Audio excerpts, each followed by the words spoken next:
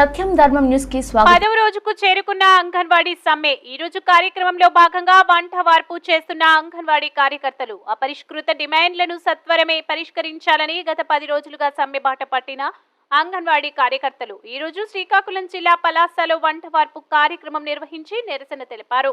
సచివాలయ సిబ్బంది ద్వారా అంగన్వాడీ కేంద్రాల తాళాలు పగలగొట్టి తెరవడం దుర్మార్గ చర్య అని, వెంటనే తమ డిమాండ్లను పరిష్కరించినట్లయితే సమ్మె ఉధృతం చేస్తామని ప్రభుత్వానికి హెచ్చరించారు.